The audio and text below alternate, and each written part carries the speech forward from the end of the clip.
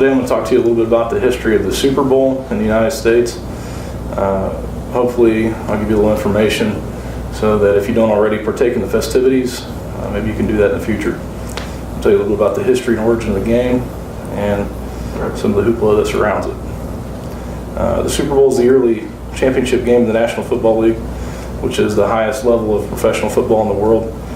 It was originally played between the champions of the NFL and the AFL, which was the rival organization of the NFL. The AFL began in 1960, 40 years after the NFL, but within just a few years, its level of play rivaled the NFL. The NFL agreed to pit their champion against the AFL's champion beginning in the 1966 season. Super Bowl I was played January 15th, 1967, and it was referred to at the time as the AFL-NFL Championship game.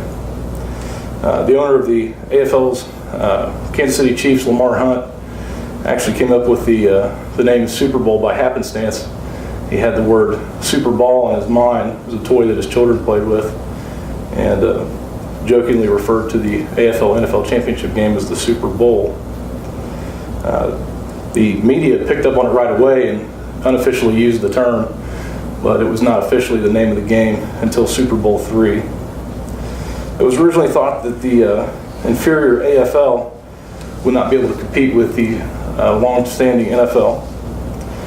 There were 4 Super Bowls played between the AFL and NFL before the NFL finally absorbed the AFL in 1970. The dominance that was expected by the NFL didn't really come to fruition after Green Bay won Super Bowls I and II pretty easily. The New York Jets defeated the Baltimore Colts after Broadway Joe Namath guaranteed victory. And then the next year, Kansas City returned to the Super Bowl.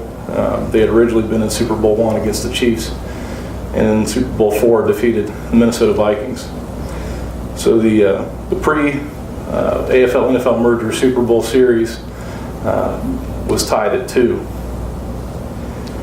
The 1970s saw the Pittsburgh Steelers ride as the dominance. They won 4 championships, and the San Francisco 49ers also took home 4 Lombardi trophies in the 80s.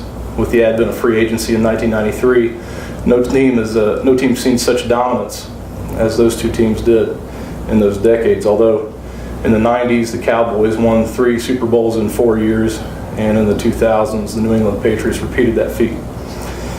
The Super Bowl is the most watched annual TV show in the United States, and while it's not an official national holiday, some have called for it to be declared such, and the NFL executives openly ask employers to allow 3-day weekends so that people can celebrate the event.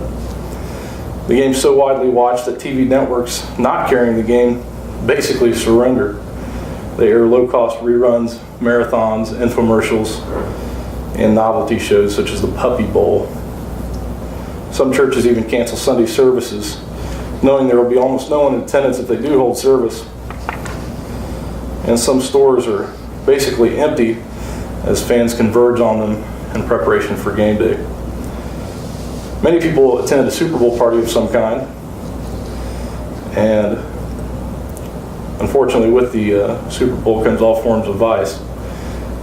This year in New York, New Jersey, Atlantic City, 45 people were arrested in connection with prostitution. Many of them were from out of state, and they had come to the area to capitalize on the large number of people in town for the game.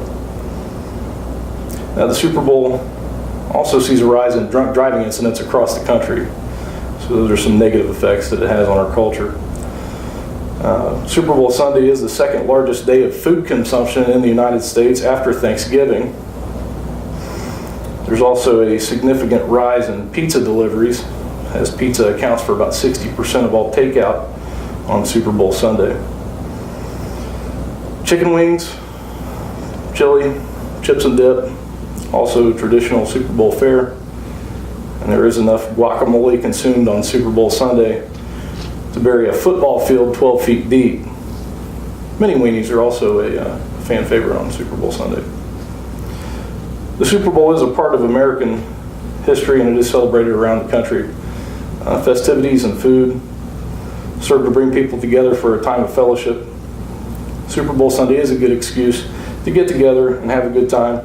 even if you don't have a dog in the hunt, so to speak. So start planning for next year and don't miss out on the fun.